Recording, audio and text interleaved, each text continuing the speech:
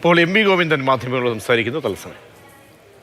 ഒരു വീട് ഡിവൈഎഫ്ഐ 25 വീട് പറഞ്ഞപ്പോൾ ഞങ്ങൾ 30 വീട് കൊടുക്കുമെന്ന് യൂത്ത് കോൺഗ്രസ്.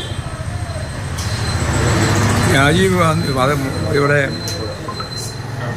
കോൺഗ്രസിൻ്റെ നേതാവ് രാഹുൽ ഗാന്ധി 100 വീടും, അങ്ങനെ 230 വീട് ഞങ്ങൾ ഉണ്ടാക്കി കൊടുക്കുമെന്നാണ് പുനരധിവാസത്തെ പറ്റി ഇടതുപക്ഷ ജനാധിപത്യ മുന്നണി ഗവൺമെൻറ്റിനെയും മുഖ്യമന്ത്രിയെയും നിരന്തരമായിട്ട് ശക്തിയായിട്ട് എതിർത്തുകൊണ്ട് അദ്ദേഹം, പ്രതിപക്ഷ നേതാവ്, കോൺഗ്രസ് നേതാക്കന്മാർ, അന്നത്തെ KPCC പ്രസിഡന്റ് ഉൾപ്പെടെ എല്ലാവരും പറഞ്ഞത്.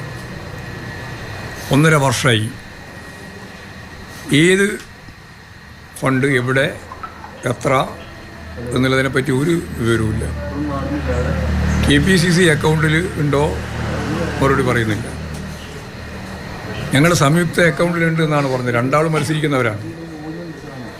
ഇന്നത്തെ KPCC പ്രസിഡന്റ് മത്സരിക്കുന്നുണ്ട്, അതേപോലെ പ്രതിപക്ഷ നേതാവ് മത്സരിക്കുന്നുണ്ട്. മത്സരിക്കുന്നവരുടെ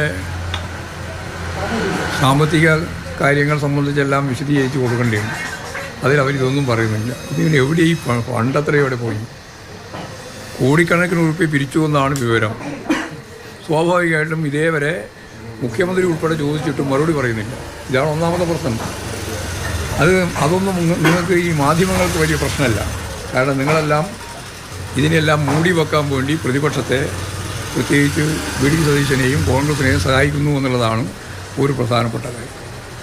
2 SIRുമായി ബന്ധപ്പെട്ട് ഇപ്പോഴും വലിയ പ്രചാരവേല നടത്തിക്കൊണ്ടിരിക്കുകയാണ്. പിണറായി വിജയനാണ്, ഇടതുപക്ഷ ജനാധിപത്യ മുന്നണി ഗവൺമെൻറ്റാണ് SIR നടപ്പിലാക്കുന്നത് എന്ന് പറഞ്ഞുകൊണ്ടാണ് വ്യാപകമായ പ്രചാരവേല. കഴിഞ്ഞ തദ്ദേശ സ്വയംഭരണ തെരഞ്ഞെടുപ്പിൻ്റെ ഭാഗമായിട്ട് ഈ കാര്യം പറഞ്ഞതാണ്. അത് കളവാണ് എന്ന് ആവർത്തിച്ച് പറഞ്ഞിട്ട് ഇപ്പോഴും യാതൊരു തരത്തിലുള്ള വ്യത്യാസവും വരുത്താതെ ഈ പ്രചരണം ഇപ്പോഴും നടത്തിക്കൊണ്ടിരിക്കുകയാണ്. യഥാർത്ഥത്തിൽ SIRനെതിരായിട്ട് അതിശക്തിയായ നിലപാട് സ്വീകരിച്ചതാണ് CPIM. ഞാനാണ് സുപ്രീം കോടതിയിൽ കേസ് കൊടുത്തത്. ആ കേസ് ഇപ്പോൾ നിലവിലുണ്ട്. CPIM സുപ്രീം കോടതിയിൽ കൊടുത്ത കേസ്, ഞാൻ തന്നെ കൊടുത്ത കേസ് ഇപ്പോഴും കോടതിയിലുണ്ട്, കോടതിയുടെ മുമ്പിലുണ്ട്. ഗവൺമെൻറ് കൊടുത്ത കേസുണ്ട്, ഗവൺമെൻറ് എടുത്ത നിലപാടുണ്ട്. അതുപോലെ തന്നെ ഇതിനെതിരായിട്ട് അസംബ്ലി പ്രമേയം പാസ്സാക്കിയ കാര്യമുണ്ട്.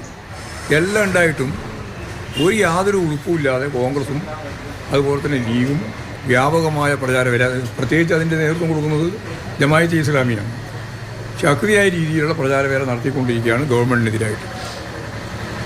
അപ്പോൾ ഈ രീതിയിലുള്ള കള്ള പ്രചാരവേലയാണ് UDFും UDFിൻ്റെ നേതാക്കന്മാരും പ്രതിപക്ഷ നേതാവ് ഉൾപ്പെടെ നടത്തിക്കൊണ്ടിരിക്കുന്നത്. പ്രതിപക്ഷ നേതാവ് എല്ലാ ദിവസവും രാവിലെ എഴുന്നേറ്റാൽ നുണ പറയാൻ ആരംഭിക്കും. ഇന്നും പറഞ്ഞു രണ്ട് തവണ. ഒന്നാമത്തെ നുണ, വയനാട് തുരങ്കപ്പാതക്കെതിരായി ഞാനൊന്നും പറഞ്ഞിട്ടില്ല.